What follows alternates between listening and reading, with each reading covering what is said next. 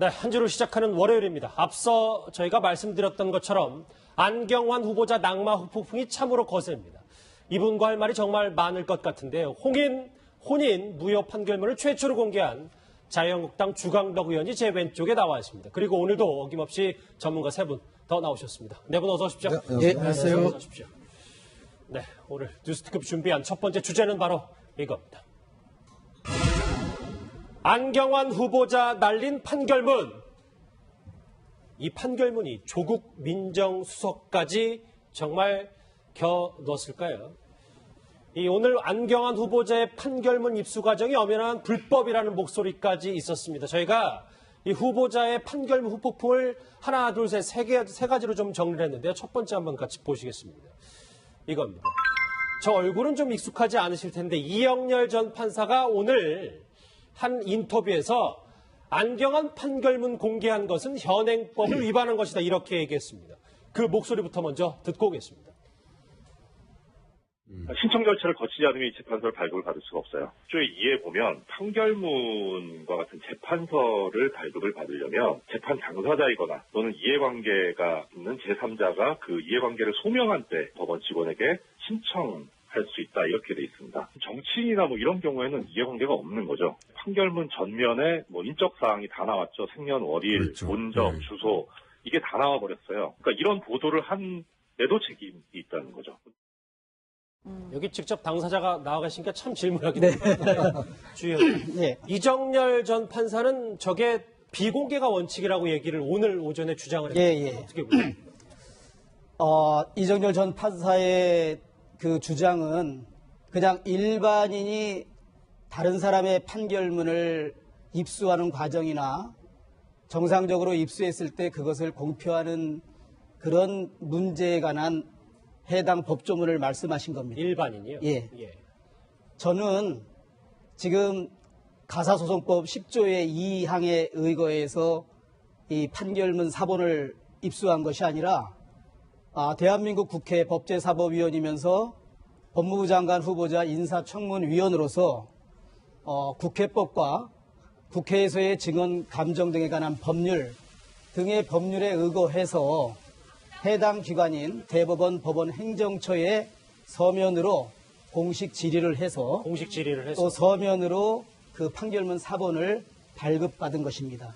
무엇보다 이 논란에 있어서 사람들이 국민들께서 저한테 의문을 보내는 이전에 대한민국 최고의 사법기관 대법원 법원행정처에서 그러면 저에게 왜 판결문 사본을 발급해 줬을까요? 줄 이유가 없습니다. 그럼요. 그런 말씀이십니다. 우리나라 대법원 그것도 최고의 대법관들이 계시고 법원행정처장은 대법관 14분 중에 한 분이 법원행정처장을 겸하고 법원행정처에 있는 그 우수한 인력들이 저희 국회의원이 신청한 그것도 정식으로 서면에 의해서 신청을 했고 그 서면을 검토한 법원행정처 서류 담당 관계자가 이것은 법에 의하여 판결문 사본을 교부하는 것이 맞다라고 판단한 결과 저희들한테 공식 루트로 국회에 서로 문서 제출을 요구하고 또 우리나라 각급 기관에서 국회에 문서를 제출할 때 하는 그 공식 루트를 통해서 제가 알겠습니다. 예, 박 변호사님, 네. 그런데 일각에서는 이 신청권자 자체가 이해관계가 있는 제3자만 가능하다라고 명시가 되어 있어서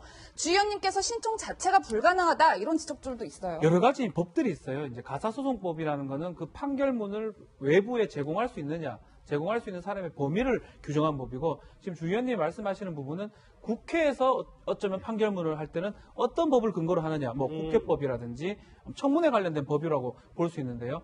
결국 이제 좀 충돌되는 부분인데 이정렬 전 부장판사가 지적했던 부분도 한편으로 일리가 있습니다. 이해관계인이라면 실제로는 국회의원이나 이해관계인으로 보기 좀 어려울 것 같고요. 그 조항을 근거로 받기는 어렵다고 봐야 되고 다른 조항이 만약 있다면 특히 지금 말씀하신 국회법 관련된 제출할 요구할 수 있는 그런 어떤 권한을 갖고 있는 조항을 근거로 만약에 요청을 했다 그러면 적법한 어떤 절차라고 볼 수도 있습니다. 주 의원님, 법원행정처 신청을 해서 공식적인 루트로 받으셨으면 그렇습니다. 보낸 공문도 공개하실 수 있는 거예요? 그렇습니다. 제가 어제 다 공개를 했습니다.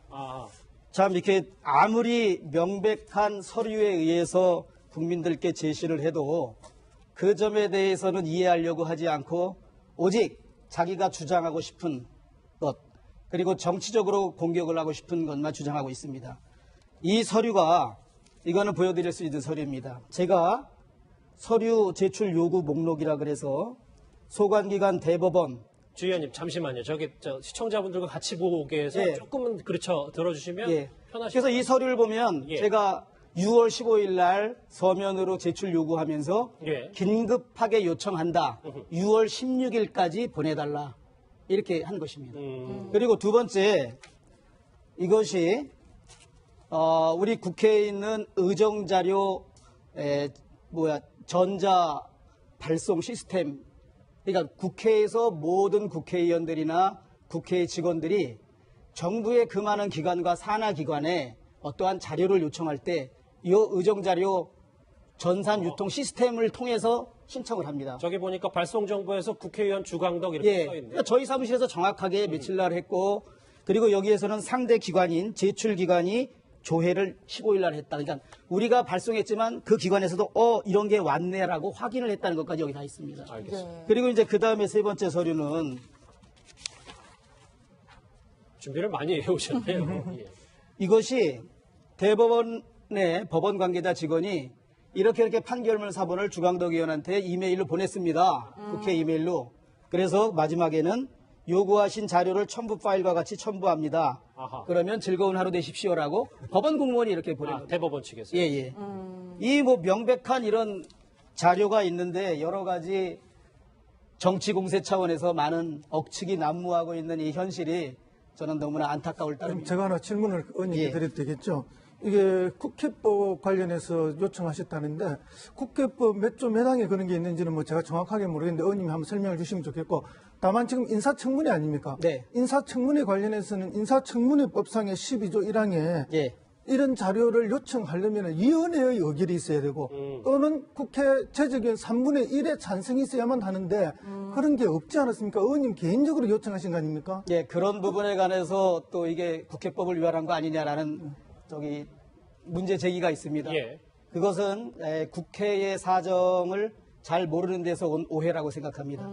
이 우리 국회법 128조에 의하면 서류 제출 요구를 할 수 있는 근거 규정이 있고, 또 국회에서의 증언 및 감정 등에 관한 법률 2조에 의하면 제출 요구를 받은 국가기관이 제출을 해야 될 의무를 규정하고 있습니다. 인사청문회와 관련해서는 좀 더 인사청문회 법 12조에서 자료 제출 요구는 지금 교수님 말씀하신 것처럼 그렇게 위원회에서 의결하거나 제적위원회 3분의 1 이상의 요구가 있을 때 요구할 수 있다라고 규정되어 있습니다. 이 규정은 그러나 임의 규정이고 훈시 규정입니다. 자료 제출 요구를 할 땐 가급적인 이런 절차를 하라는 것이지 이것이 의무 규정이거나 강행 규정은 아닌 것입니다. 필수는 아니다는 말씀이죠. 지금 참고로 대한민국 국회의원 300명들이 금년뿐 아니라 수년 전부터 기관에 자료 제출 요구를 할 때 이렇게 위원회 의결한 후에 자료 제출하는 것이 아니라 예. 이미 인사청문이 예정돼 있고 이렇게 청와대로부터 인사청문 요청안을 받으면 위원회에 미리 신청하고 위원회 의결 때 사후에 의결을 받습니다. 이것은 오랜 국회의 관행이고 지금도 관례로 유지되고 있습니다. 그래서 이 규정에 따라서 해석을 하다 보면 이 규정에 위반된 거 아니냐. 근데 이 규정은 훈시 규정이고 임의 규정입니다. 이 규정을 무시하라는 게 아니라 지킬 수 없는 현실적인 시간적 한계가 많기 때문에 국회에서는 여야 막론하고 전 의원이 이것을 그렇게 관례적으로 알겠습니다. 운영해 오고 있고, 국회라는 회의체 기관은 많은 국회법과 인사청문회법도 존중되지만 국회에서 이 법률 하에 오랜 기간 동안 국회의원들이 실질적으로 해왔던 관례가 상당히 존중되는 것이 국회입니다. 알겠습니다. 그래서 이 규정 자체가 이 규정에 위반했을 땐 처벌을 하거나 규정에 위반했을 때 무슨 손해배상 책임을 지는 그런 규정이 아니고 이렇게 임시적으로 훈시 규정이라는 것입니다. 알겠습니다. 예, 말씀은 자세히 해주셨는데 또 의원님 저희 이런 지적도 있는 게 저희 방송국이나 언론사에서 해당 의혹이 불거지면 저희들도 판결문은 요청하잖아요. 근데 저희는 대부분 받을 수가 없는 게 현실인데 이렇게 국회의원의 힘을 이제 빌어서 어떤 자료를 개인적 자료를 요청했을 때 받을 수 있다. 이건 문제 아니냐? 이런 지적들도 있어요. 그건 좀 다르죠. 사실은 이제 우리 언론사 같은 경우 어떤 법적 권한이 사실은 없습니다. 그래서 그렇기 때문에 사실은 인사청문회와 또 해당 상임위가 이렇게 국민을 대표해서 법적 권한을 가지고 사실 하는 것이거든요. 그렇기 때문에 이제 우리 기자들이 취재를 할 때도 어떤 의혹이 있으면 사실 기자들이 직접 하기보다는 그 인사청문위원들한테 자, 이런 문제가 있으니 한번 알아봐달라고 요청을 하죠. 그러면 인사청문위원들이 보시기에 이런 문제가 있다고 한다면 정식으로 이제 문제 해결하는 것이거든요. 이게 보면 사실은 뭐 언론사라는 규정 자체가 어떤 면에서 언론사가 뭐 수천 개의 언론사가 있기 때문에 막연히 이 개인적인 자료를 자체를 공개를 할 경우에 사실은 어떤 해당 당국에서 이게 사실 가사 사건 같은 경우는 개인의 프라이버시 문제이기 때문에 사실 이렇게 개인적으로 공개하기 힘든 문제입니다. 그렇기 때문에 지금 안경환 전 후보자 같은 경우는 그래서 인사청문위원들이 법적 권한을 가지고 공적 질문하는 것이거든요. 그래서 이제 그걸 가지고 이제 기자들이 그런 어떤 법적 정당성과 권위를 가지고 사실 하는 것들을 이제 보도하는 것이고 저는 그게 뭐 그렇게 타당한 것이라고 봅니다. 왜냐하면 그런 것들이 불법적 요소를 충분히 줄일 수 있는 것이고 홍연아 기자들이 만약에 다른 방법 불법적으로 입수할 경우는 그건 사실 문제가 되겠죠. 이게 저는 좀 의문스러운 게 그렇다고 하더라도 법원에서 그러니까 저희도 뭐 변호사이기 때문에 판결문을 보는 건 사실 정말 어려운 일이고 특히 이제 이 법원 행정처라면 판결문을 낼 때 어쩌면 유권 해석을 하고 가사소송법이 존재한다는 건 반드시 알고 있을 겁니다. 그래서 조금 주저하고 해석하는데 힘이 들었을 건데 그럼에도 불구하고 이렇게 쉽게 나갔다는 측면, 그 측면은 사실은 조금 이해하기 어렵다. 뭐 공익성 이런 부분을 얘기하지만 공익성 부분보다는 어쩌면 가소송법 규정된 부분이기 때문에 그걸 위반해서 그걸 줄 필요가 있는지 아니면 이렇게 얘기하는 게 맞죠. 원래 같으면 가소송법 몇 조에 따라서 제공할 수 없습니다라고 하는 게 오히려 맞지 않나라는 생각도 들거든요. 그게 대개 행정기관이든 법원 행정기관이든 국회에서 자료 요청했을 때 항상 나오는 답변 중에 하나거든요. 근데 이번에는 그런 일반적 관례를 깨고 오히려 법원 행정처가 부인님의 요청에 아주 적극적으로 15일 요청했는데 16일 바로 하루 만에 줬단 말이에요. 이것은 이제 많은 사람들이 음모론을 제기하는 것 중에 이유 중에 하나이고 그것은 첫째 음모론은 법원 내에도 개혁 저항 세력이 있어서 오히려 의원님의 요청에 신속하게 응했다 하는 이런 게 하나 있고 둘째는 의원님이 이걸 요청하기 훨씬 이전에 국회 주변에 여의도 주변에 이 사실과 이 판결문 일부가 떠돌고 있었다. 그래서 의원님이 15일 그걸 알고 요청을 했고 그리고 16일 날 이게 답변이 와서 오히려 알고서 뒤에 그 이제 알리바이를 맞추기 위해서 의원님이 뒤늦게 요청하고 뒤늦게 답변이 온 것이 아닌가 이런 이야기 문제의식까지 제기되고 있거든요. 그 부분에 대해서는 또 좀 해명이 발언권을 당연히 주의있게 드려야 될 거의 공상소설입니다. 지금 말씀하신 것은. 그리고 저는 이 서류를 들여다보면서 이거 큰 문제가 있을 수 있네라고 확인한 다음에 저희 사무실 보좌관한테 이 혼인무효 심판 이것은 8촌 이내의 친족, 근친혼을 하는 경우나 혼인신고서를 위조해서 허위 혼인신고를 한 경우에만 혼인무효 심판이 가능하다. 그러니까 여기에 분명히 뭐가 있을 거다. 빨리 신청해봐라 했고 신청하는 사실 방법, 절차는 저도 사실 잘 모릅니다. 보좌관이 알아서 다 했고 판결문이 왔다 그래서 제가 보고를 받은 거지. 제가 뭐 법원에 아는 사람도 뭐 거의 전무할 뿐더러 이런 뭐가 나올지 모르는 서류 신청에 무슨 음모가 있고 무슨 저희가 있겠습니까? 그거는 정말 상상도 할 수 없는 제 개인적으로는 정말 공상소설들을 쓰고 있는 것이라고. 주연님 또 그런데 이 사태 자체가 특정 언론사에서 특정 보도를 통해서 알려지게 됐단 말이에요. 그렇다 보니까 혹시 뭐 자료가 미리 유출된 거 아니냐 아니면 주연님께서 자료를 좀 건네준 것 아니냐 뭐 이런 문제 제기들도 있는데 이 부분에 대해서는 어떻게 생각하세요? 저는 결단코 국민 여러분 앞에 제가 확보한 판결문을 사전에 어느 언론기관이나 어느 사람한테 유출시킨 적이 없습니다. 적법하게 한 것이다. 사실 6월 16일 아침 9시에 정론관에서 기자회견을 통해서 이 전모를 밝히려는 나름대로 야심찬 계획을 가지고 있다가 그 전날 저녁에 뭐 종편에서 이것이 뉴스되는 걸 보고 가장 안타까워했던 사람이 저 본인입니다. 네. 알겠습니다. 그래서 저도 사실 그게 궁금합니다. 어떤 루트로 누가 이런 판결문의 내용이 나가서 어떤 특정 방송사에서 먼저 그 전날 이런 보도를 하게 됐는지 가장 안타까워하는 사람이 저 주광덕 본인입니다. 알겠습니다. 근데 일단 뭐 검찰 출신이시고 또 42년 전 판결문을 도대체 어떻게 이렇게 쉽게 입수했냐라는 여러 가지 의혹에 대해서 뭐 오늘 한 전직 판사는 위법하다 뭐 이런 얘기까지 했는데 어느 정도 주 의원님이 주장대로 해명이 됐는지 모르겠습니다. 다음 얘기는 아마 이 이슈가 가장 뜨거운 얘기일 거예요. 같이 한번 보실까요? 그러니까 추미애 대표, 어제 청와대도 마찬가지고, 그러니까 안경환 후보자가 검찰개혁에 선봉에 설 거기 때문에 이 검찰개혁을 막기 위해서 안경환 후보자를 의도적으로 낙마했다, 조직적 저항이 있는지 예의주시하겠다, 이런 추미애 대표가 오늘 이런 말을 했는데 한번 목소리 같이 들어보시죠. 안경환 법무부 장관의 자진 사퇴는 대단히 유감스러운 일입니다. 후보자의 도의적 판단에 따른 자진 사퇴임에도 불구하고 문재인 정부 인사 전반에 대한 불신으로 키워보려는 야당의 의도는 온당치 않습니다. 일각에서 제기되고 있는 것처럼 검찰개혁을 두려워하는 세력들의 조직적인 움직임이 있다면 강력히 대응하겠습니다. 주연님, 저 얘기는 이 여당의 대표 얘기는 어떻게 들으셨습니까? 한심한 현실 인식이라고 생각합니다. 저는 청와대 어제 국민소통 수석께서도 이 부분에 관한 청와대 해명을 했는데 대부분이 사실과 다른 허위 내용이거나 청와대 인사검증의 책임을 면하려는 그런 꼼수로 정말 손바닥으로 하늘 가리는 격이라고 제가 확신합니다. 제가 잠깐만 설명을 드리면 예. 그 국민소통 청와대 수석께서는 안경환에 대한 재적 등본을 청와대가 확보하지 못했기 때문에 이 사실관계를 확인할 수 없었다고 말합니다. 그 점에 대해서 먼저 그게 얼마나 한심한 거짓말인지 제가 말씀을 드리겠습니다. 자, 국무위원 후보자 법무부 장관 안경환에 대한 인사청문 요청 아닙니다. 예. 이것은 대통령이 법무부 장관을 임명을 하려 하니 국회에서 인사청문회법에 따라 인사청문을 해 주십시오. 그 요청 아닙니다. 이 첫 페이지를 보면 분명히 제출자가 대통령으로 돼 있습니다. 그러니까 대통령이 국회에 제출하는 겁니다. 그렇죠. 그리고 이 인사청문 요청한 본 목록과 이렇게 부속 서류 2개가 저희한테 온 겁니다. 예.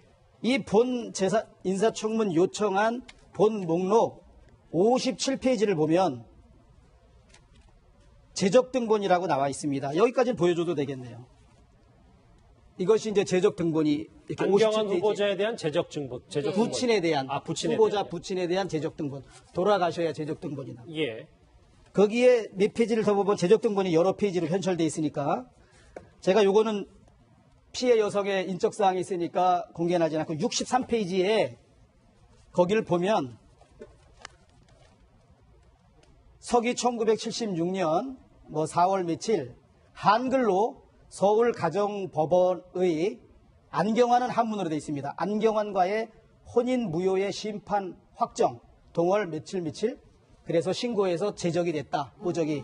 그리고 그 밑에는 피해 여성의 이름과 피해 여성의 아버지 어머니 그리고 주소 이런 것들이 다 있습니다. 네. 특히 이 여성이 안경환과의 혼인 무효의 심판 확정이 몇 년 며칠 됐다는 게 다 한글로 기재되어 있습니다.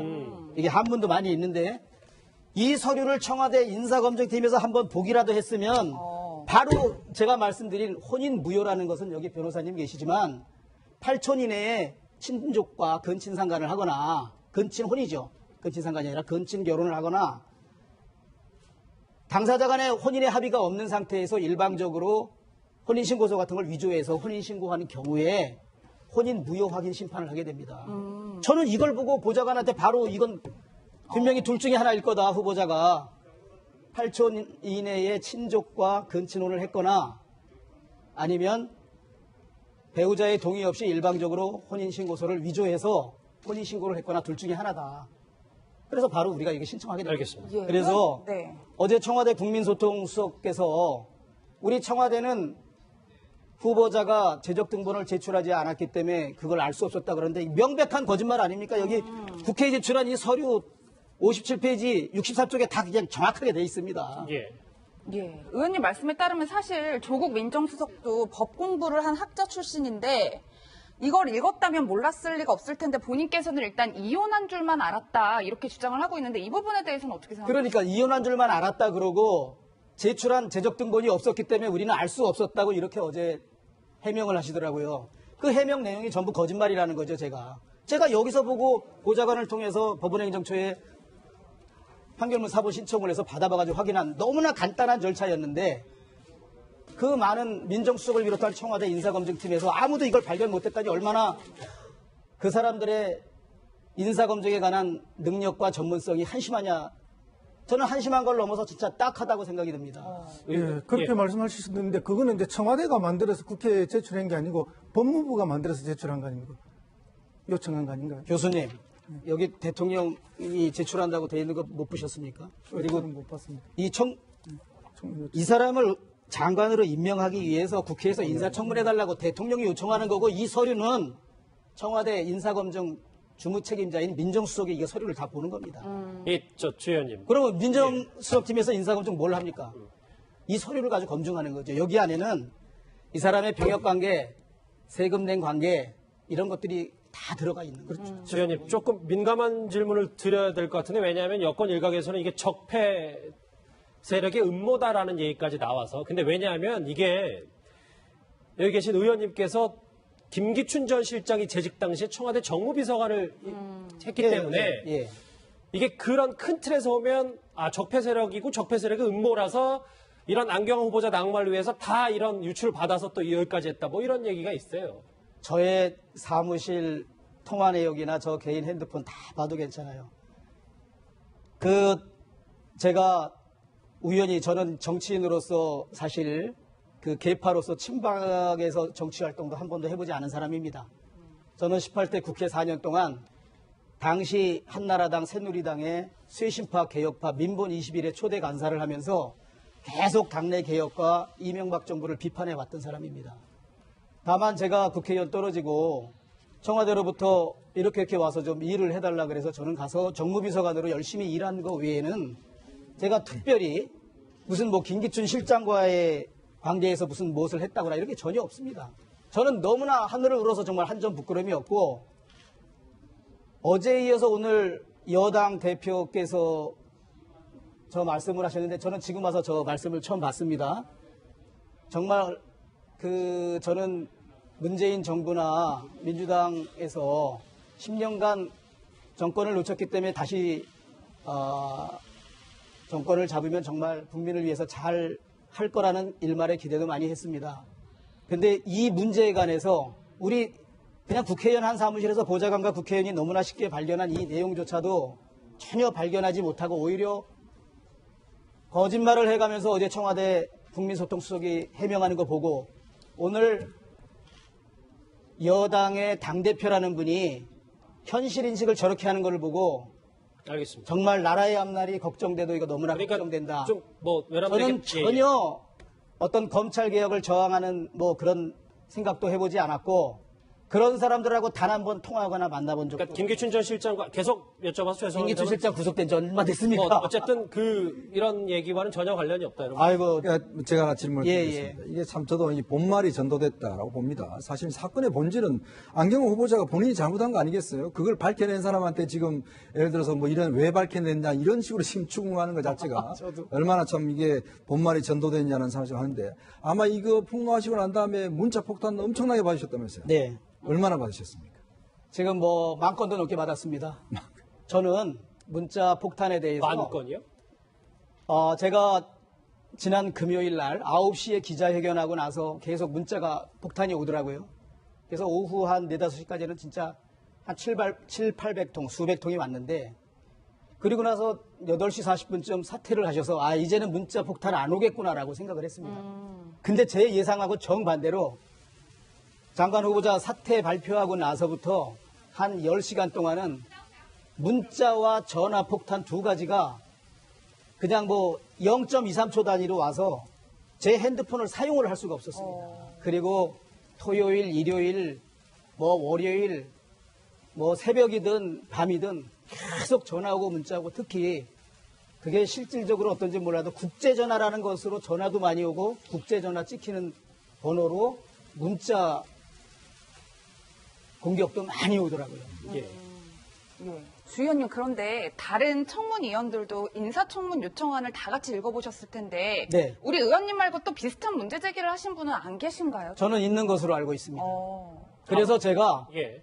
청와대에서 더 어떤 문제 제기를 하고 정말 우리 속된 좀 표현으로 뻘짓을 하면 우리가 나하고 전혀 상의도 않은 또 의원님, 다른 저희 사람도 수다를 좀 할게요. 저희 깜짝 놀래가지고. 그러니까 여러 가지 뭐 좀 강경한 행동이나 잘못된 행동으로 좀 수다. 예.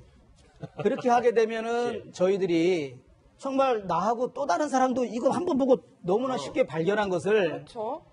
이 지금 무슨 뭐 국가 대개혁을 하고 적폐청산을 하고 아주 능력자들로 청와대를 다 구성했다는 사람들이 가장 중요한 법무부 장관 후보자 이 본인들이 국회에 제출한 이 서류에 있는 재적 등본이 없었다고 주장하거나 있어도 저희는 너무나 쉽게 발견했는데 의원님 말씀 끊어서 죄송한데 그 한 명이 그러니까 이 사실을 혼인 무효 판결을 알고 있었다는 게 여당 의원입니까? 야당 의원입니까? 저는 그건 모르겠어요. 정확히는. 더 있었다는 얘기가 들려서 알겠습니다. 예. 이것만 읽어보면 사실 알 수 있는 거 아닌가요? 법률가들은 빨리 알죠. 제가 혼인 무효 확인이었기 때문에 알았다니까. 이게 이혼이거나 다른 거면 신청도 안 했습니다. 알겠습니다. 근데 이제 예. 뭐 의원님 말씀 들으면서 이제 진실을 밝혀냈다 이런 면에 있어서는 의원님의 역할이 컸다. 인사청문위원으로서 역할을 제대로 하셨다. 이런 평가가 있을 수는 있고 한데 또 동시에 이제 왜 이런 음모론 내지는 또 적폐청산에 저항하는 이런 이야기들이 나오는가 하면은 어쨌든 과거에 우리가 최동욱 검찰총장의 사태를 또 이렇게 생각하게 되거든요. 그때 정말로 그때는 해야 될 어떤 적폐청산의 진실을 듣기 위해서 그때 어떤 그 개인의 약점을 덜추어내서 오히려 검찰총장을 날려버렸던 그런 사례가 있지 않습니까? 그래서 이번에는 물론 다른 진실은 밝혀졌고 또 안경환 후보자는 이제 무너져서 사퇴를 했지만 그 역할은 하셨지만 동시에 어떤 검찰개혁이라는 또 다른 하나의 일들을 방해하는 요인으로 작용하지는 않았는가?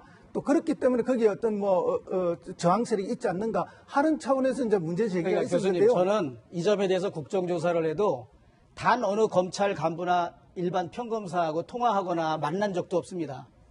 그리고 제가 한 가지 덧붙이고 싶은 것은 18대 국회 제가 쇄신파 그 소장 모임을 할 때 그때 검경 수사권 조정과 관련해서 대충돌을 한 적이 있습니다.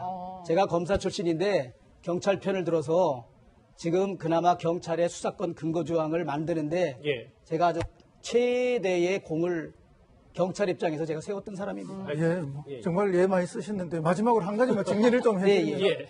어쨌든 그럼에도 불구하고 대개 이제 이런 그 개인의 사생활과 관련된 내용이 들어있고 아주 민감한 부분에 대해서는 뭐 개인정보보호법 위반이나 개인 사생활 보호를 위해서 자료를 제출할 수 없습니다라고 지금까지 말한 게 행정관청이나 법원 행정처의 일반적 태도였는데 어쨌든 이번에는 의원님의 요청에 아주 신속하고 정확하고 모든 또 내용을 그 이름도 그 가리지 않고 다 이렇게 냈던 거에 대해서는 의원님은 그러면 잘못이 없다 하더라도 법원 행정처는 어쨌든 과거의 관리하고는 좀 다른 행동을 했다는 것에 대해서는 뭐 동의를 하시는지. 글쎄, 저는 그거는 법원 행정처에서 답변할 사항인데 제가 그 점에 대해서 한 가지 말씀을 드리면 예. 저희가 그 피해 여성의 판결문을 보려고 한 게 아니라 대한민국 법무부 장관 후보자 안경환이 왜 혼인 무효 확인 심판에 피고가 됐냐. 원고가 됐으면 제가 안 봐도 됩니다. 어느 여성으로부터 혼인 무효 확인 소송을 당한 거잖아요. 법무부 장관 후보자가. 예. 그러면 제가 말씀드린 8촌 이내의 친족과 근친혼을 했거나 혼인 합의가 없는데 남의 혼인신고서를 위조해서 한 사람이 고소를 당한 장관 후보자 아닙니까? 그러니까 발급해 준 거죠. 자, 저희가 조금 더 진도를 좀 나아볼게요. 저 주제를 보면 이제 안경환 후보자 달린 판결문 얘기까지는 좀 해봤어요. 그러면 아까 좀 키워드 잠깐 지나갔었는데 이제 조국 수석까지 겨뤘다 이 얘기를 좀 해봐야 될 것 같습니다. 이 안경환 후보자 낙마 불똥이 이제 조국 민정수석에까지 튄 것 같은데 오늘 오전에 야당의 목소리부터 한번 같이 들어보시죠.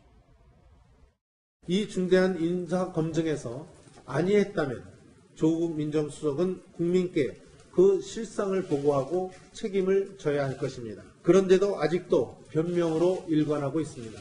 조국 민정수석, 조현옥 인사수석에 대한 국회 운영위원회 출석도 이루어질 것으로 기대합니다. 조국 민정수석이나 조현옥 인사수석은 이번 사태에 책임을 지고 물러나야 합니다. 검증 시스템 자체가 도대체 작동하지 않는 것인지 철저히 따지도록 하겠습니다.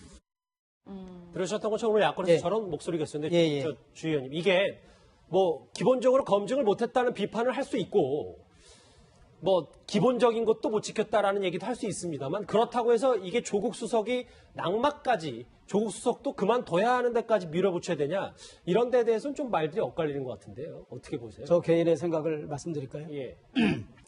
제가 이렇게 너무나 쉽게도 찾을 수 있는데 조국 수석과 그 안경환 후보자 간에 특별한 친분 관계가 있었다는 것은 거의 주지의 사실 아닙니까? 서울대 교수로 있을 때 조교로 있었고 조국 교수가 지방대 교수에서 서울대 교수가 될 때 안경환 후보자가 뭐 많은 도움을 줬다는 것도 저희가 많은 자료에서 봤고 또 참여연대 무슨 위원장을 후보자가 하실 때 거기에 사법감시센터 부소장을 조국 수석이 했고 또 무엇보다도 국가인권위원장으로 후보자가 계실 때 조국 민정수석이 그 국가인권위원회 상임위원, 비상임이지만 그 위원으로 있었습니다. 인권위원으로.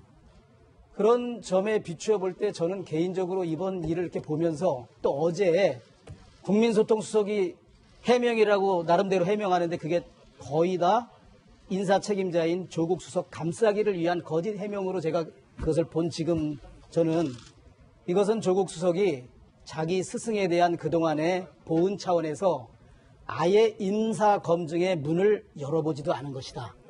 그래서 특혜 검증을 한 것이고 제 생각이라고 제가 말씀드립니다. 예. 특혜 검증을 했고 그래서 사실 이번에 여러 국무위원 중에서 우리 안경환 후보자는 특권 후보였다.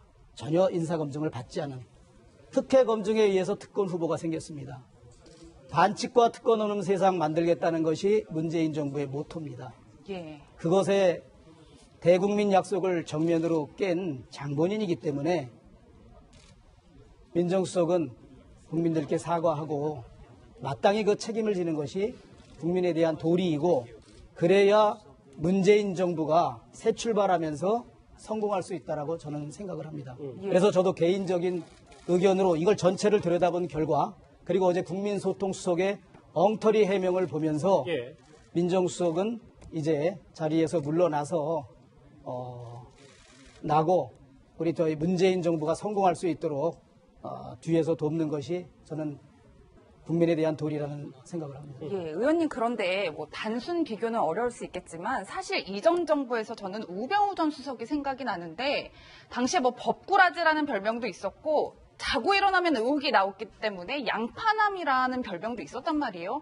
그럼에도 불구하고 끝까지 자리를 지키고 절대로 사퇴하지 않았는데 이번에 조국 민정수석에게 사퇴를 하라고 이야기하는 건 이전에 집권했던 정당으로서 좀 무리한 주장 아닌가? 뭐 이런 글쎄요, 뭐 그런 단순 비교를 하면 또 다른 뭐 그 반론이 제기될 수 있고 다만 저는 청와대 제가 자진 사퇴 내고 나올 무렵에 그 우병우 수석이 들어왔는데 그때는 이제 민정비서관으로 청와대 들어왔습니다.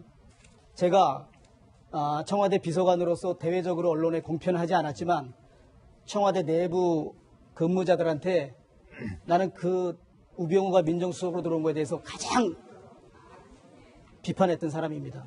이런 인사를 도대체 어떤 누구누구가 했냐라고. 그러니까 그때도 잘못했고 지금 그리고 제가 잘못했고. 지난해 예. 국회 법제사법위원으로 국정감사할 때 법무부 장관을 상대로 할 때 법무부 장관한테 법무부 장관은 대통령의 최고의 법률 참모 아닙니까? 그렇죠. 우병우 사퇴 건의하라고 제가 그런 말까지 했습니다. 예를 들어 이제 국회에 지금 출석을 요구하고 있지 않습니까? 법사위에 예, 예. 일단 출석해서 민정수석을 출석하라는 요구를 하고 있는데 뭐 아시겠지만 법사위가 관례적으로 민정수석에 대해서는 뭐 출석을 안 하도록 예전에 여당 계실 때 그때 같은 경우는 뭐 출석하지 않도록 했는 그런 전례가 있는데 어떻습니까? 이번에는 민정수석 출석해야 됩니까? 말아야 됩니까? 그래서 저는 그거는 뭐 국회 운영위원회에서 논의해야 될 기본적인 사항이라고 생각하고 저는 처음 이 문제로 기자회견 할 때부터 지금 계속 조국 민정수석의 사퇴를 주장하는 사람으로서 뭐 출석을 해야 된다 안 해야 된다라고 제가 언급하는 것은 적절하지 않다고 저는 생각합니다. 출석보다는 사퇴를 하는 것이 사퇴를 하는 게 맞다는 이게 저의 주장입니다. 이 내용을 들여다본 저의 주장입니다. 예. 그렇군요. 아니 정리를 좀 해보자면 청와대에서는 뭐 아직도 말도 안 되는 소리다. 출석도 없다고. 일단 조국 수석 뭐 사퇴 이런 얘기는 전혀 없고 일단 출석조차도 청와대에서는 얘기하고 있지 않거든요. 그거는 청와대가 알아서 할 일이고, 다만 제가 꼭 한 가지 말씀드리는 것은 어제 저녁에 청와대 분위기가 이제 주광덕을 정조준에서 이 판결문 유출에 대해서 불법을 찾는다 그래서 참 너무나 한심한 청와대라는 생각을 제가 했습니다. 그런 말은 청와대 정확한 그런 아니, 얘기는 안 예, 했지 않습니까? 그래서 예. 언론에도 나왔는데 예. 저는 뭐 주광덕을 정조준할 게 아니라 이 안보와 민생을 정조준에서 국정 운영에 매진하는 것이 정권을 국민이 맡긴 국민에 대한 도리가 아닌가.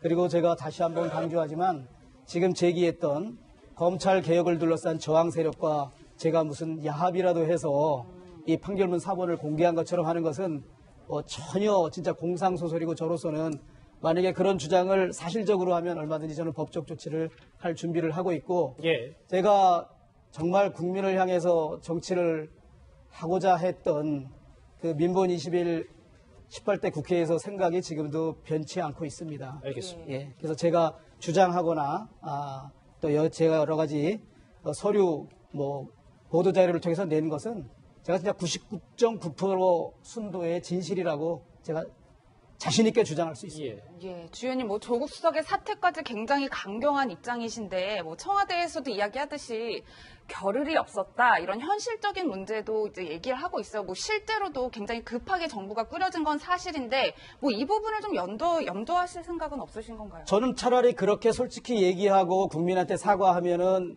그거는 국민에 대한 도리를 하는 것이라고 생각합니다. 그런데 어제 국민소통 수석께서 한 말씀은 박근혜 대통령 시절에 인사검증 시스템을 그냥 했고 새로운 정부의 인사 시스템으로 바꾸지 않다 보니까 이런 인사검증에 잘못이 있었다, 이런 표현을 했습니다. 예. 아니, 지금 이거 그냥 한번 보면 알 수 있는 게 박근혜 시스템에서는 그러면 이거 발견 못한다는 겁니까? 너무 어이없는, 너무 얼토당토한 정말 국민 무시의 거짓 해명을 어제 하는 모습을 보고 예. 제가 정말 그래도 많은 기대를 했습니다만 어제처럼 실망해 본 적은 정말 처음이었습니다. 주 의원님 말씀 쭉 들었는데 보내드리기 전에 저희 그 얘기를 좀 정리해야 될 것 같아요. 왜냐하면 이현정 의원 지금 어쨌든 안경원 후보자가 낙마하면서 지금 법무부 장관 구인난에 엄청나게 시달리고 있다면서요. 아마 이제 두 가지 방향성을 놓고 좀 고민을 하는 것 같아요. 예를 들어서 지금같이 이렇게 좌절된 상황에서 더 센 사람을 사실 임명을 해서 어떤 정말 그 검찰 개혁을 더 밀어붙일 것이냐, 아니면 이제 그 인사청문회 통과에 어떤 좀을 해서 현역 의원 출신도 할 것이냐. 표창원 의원 같은 경우는 이재명 성남시장이나 노회찬 의원을 지목하긴 했는데 그런 것보다는 아마 그 청와대 고민이 아마 두 갈래 중에서 어느 쪽을 선택할 것인지. 만약에 또다시 예를 들어서 만약에 너무 예를 들어서 그 검찰 개혁에 확실한 사람을 임명했을 경우에 좀 저항이 많이 있지 않겠습니까? 이제 그런 측면도 아마 고려를 할 거고, 아마 청와대 입장에서는 상당히 두 가지 방향을 놓고 좀 고민스러운 것 같습니다. 오늘 첫 번째 큰 주제로 혼인부여 판결문을 최초로 공개한 자유한국당 주광덕 의원과 함께 여러 가지 핵심 이슈들 하나하나 짚어봤습니다. 오늘 스튜디오까지 나와주셔서 감사합니다. 고맙습니다. 네, 감사합니다. 자, 그럼 이제 나머지 저희 또 주제로 숨가쁘게 달려가 봐야 되겠습니다. 두 번째 주제 바로 확인합니다.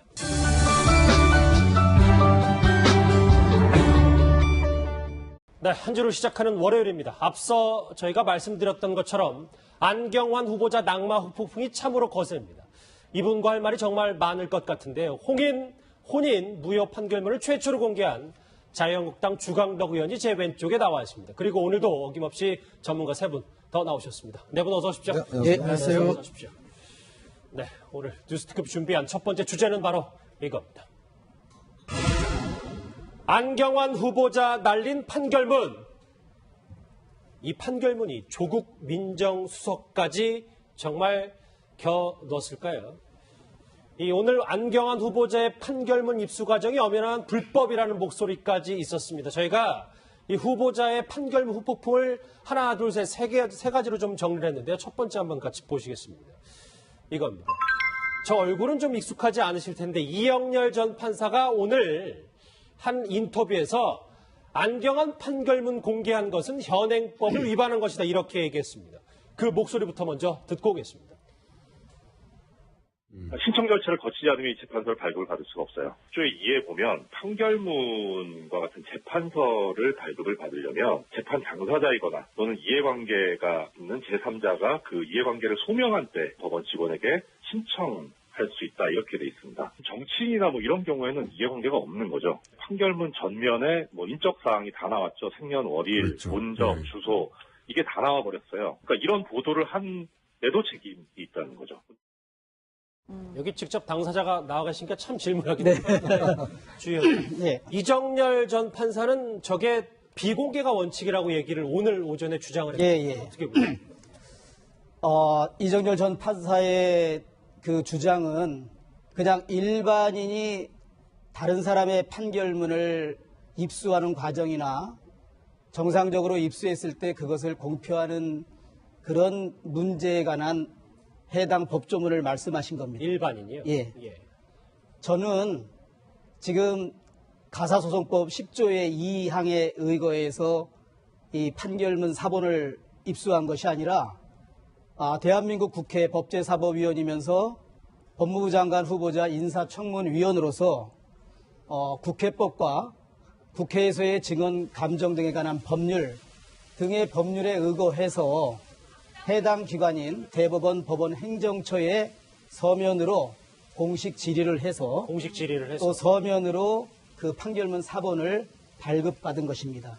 무엇보다 이 논란에 있어서 사람들이 국민들께서 저한테 의문을 보내기 이전에 대한민국 최고의 사법기관 대법원 법원행정처에서 그러면 저에게 왜 판결문 사본을 발급해 줬을까요? 줄 이유가 없습니다. 그럼요. 그런 말씀이십니다. 우리나라 대법원 그것도 최고의 대법관들이 계시고 법원행정처장은 대법관 14분 중에 한 분이 법원행정처장을 겸하고 법원행정처에 있는 그 우수한 인력들이 저희 국회의원이 신청한 그것도 정식으로 서면에 의해서 신청을 했고 그 서면을 검토한 법원행정처 서류 담당 관계자가 이것은 법에 의하여 몇 조 몇 항에 그런 게 있는지는 뭐 제가 정확하게 모르겠는데 의원님이 한번 설명을 주시면 좋겠고 다만 지금 인사청문회 아닙니까? 네. 인사청문회 관련해서는 인사청문회 법상의 12조 1항에 예.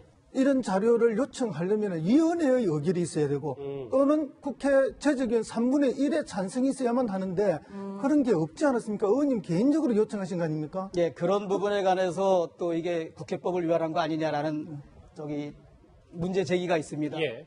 그것은 국회의 사정을 잘 모르는 데서 온 오해라고 생각합니다. 우리 국회법 128조에 의하면 서류 제출 요구를 할 수 있는 근거 규정이 있고 또 국회에서의 증언 및 감정 등에 관한 법률 2조에 의하면 제출 요구를 받은 국가기관이 제출을 해야 될 의무를 규정하고 있습니다. 인사청문회와 관련해서 좀 더 인사청문회 법 12조에서 자료 제출 요구는 지금 교수님 말씀하신 것처럼 그렇게 뭐 위원회에서 의결하거나 제적위원회 3분의 1 이상의 요구가 있을 때 요구할 수 있다라고 규정되어 있습니다. 이 규정은 그러나 임의 규정이고 훈시 규정입니다. 자료 제출 요구를 할 땐 가급적인 이런 절차를 하라는 것이지 이것이 의무 규정이거나 강행 규정은 아닌 것입니다. 필수는 아니다는 말씀이죠. 지금 참고로 대한민국 국회의원 300명들이 금년뿐 아니라 수년 전부터 기관의 자료 제출 요구를 할 때 이렇게 위원회 의결한 후에 자료 제출하는 것이 아니라 이미 인사청문이 예정돼 있고 이렇게 청와대로부터 인사청문 요청안을 받으면 위원회에 미리 신청하고 위원회 의결 때 사후에 의결을 받습니다. 이것은 오랜 국회의 관행이고 지금도 관례로 유지되고 있습니다. 그래서 이 규정에 따라서 해석을 하다 보면 이 규정에 위반된 거 아니냐. 근데 이 규정은 훈시 규정이고 임의 규정입니다. 이 규정을 무시하라는 게 아니라 지킬 수 없는 현실적인 시간적 한계가 많기 때문에 국회에서는 여야 막론하고 전 의원이 이것을 그렇게 관례적으로 운영해 오고 있고 국회라는 회의체 기관은 많은 국회법과 인사청문회법도 존중되지만 국회에서 이 법률 하에 오랜 기간 동안 국회의원들이 실질적으로 해왔던 관행, 관례가 상당히 존중되는 것이 국회입니다. 알겠습니다. 그래서 이 규정 자체가 이 규정에 위반했을 때는 처벌을 하거나 규정에 위반했을 때 무슨 손해배상 책임을 지는 그런 규정이 아니고 이렇게 임시적으로 훈시 규정이라는 것입니다. 알겠습니다. 예, 뭐 말씀은 자세히 해주셨는데 또 의원님 저희 이런 지적도 있는 게 저희 방송국이나 언론사에서 해당 의혹이 불거지면 저희들도 판결문은 요청하잖아요. 근데 저희는 대부분 받을 수가 없는 게 현실인데 이렇게 국회의원의 힘을 이제 빌어서 어떤 자료를 개인적 자료를 요청했을 때 받을 수 있다. 이건 문제 아니냐? 뭐 이런 지적들도 있어요. 그건 좀 다르죠. 사실은 이제 우리 언론사 같은 경우 어떤 법적 권한이 사실은 없습니다. 그렇기 때문에 사실은 인사청문회와 또 해당 상임위가 이렇게 국민을 대표해서 법적 권한을 가지고 사실 하는 것이거든요. 그렇기 때문에 이제 우리 기자들이 취재를 할 때도 어떤 의혹이 있으면 사실 기자들이 직접 하기보다는 그 인사청문위원들한테 자, 이런 문제가 있으니 한번 알아봐달라고 요청을 하죠. 그러면 인사청문위원들이 보시기에 이런 문제가 있다고 한다면 정식으로 이제 문제 해결을 하는 것이거든요. 이게 보면 사실은 언론사라는 규정 자체가 국민 여러분 앞에 제가 확보한 판결문을 사전에 어느 언론기관이나 어느 사람한테 유출시킨 적이 없습니다. 적법하게 한 것이다. 예. 사실 6월 16일 아침 9시에 정론관에서 기자회견을 통해서 이 전모를 밝히려는 나름대로 야심찬 계획을 가지고 있다가 그 전날 저녁에 뭐 종편에서 이것이 뉴스되는 걸 보고 가장 안타까워했던 사람이 저 본인입니다. 네. 알겠습니다. 그래서 저도 사실 그게 궁금합니다. 어떤 루트로 누가 이런 판결문의 내용이 나가서 어떤 특정 방송사에서 먼저 그 전날 이런 보도를 하게 됐는지 가장 안타까워하는 사람이 저 주광덕 본인입니다. 알겠습니다. 근데 일단 뭐 검찰 출신이시고 또 42년 전 판결문을 도대체 어떻게 이렇게 쉽게 입수했냐라는 여러 가지 의혹에 대해서 뭐 오늘 한 전직 판사는 위법하다 뭐 이런 얘기까지 했는데 어느 정도 주 의원님이 주장대로 해명이 됐는지 모르겠습니다. 다음 얘기는 아마 이 이슈가 가장 뜨거운 얘기일 거예요. 같이 한번 보실까요? 그러니까 추미애 대표 어제 청와대도 마찬가지고 그러니까 안경환 후보자가 검찰개혁에 선봉에 설 거기 때문에 이 검찰개혁을 막기 위해서 안경환 후보자를 의도적으로 낙마했다. 조직적 저항이 있는지 예의주시하겠다. 이런 추미애 대표가 오늘 이런 말을 했는데 한번 목소리 같이 들어보시죠. 안경환 법무부 장관의 자진 사퇴는 대단히 유감스러운 일입니다.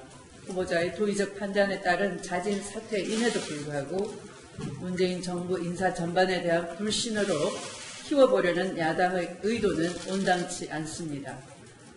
일각에서 제기되고 있는 것처럼 검찰개혁을 두려워하는 세력들의 조직적인 움직임이 있다면 강력히 대응하겠습니다.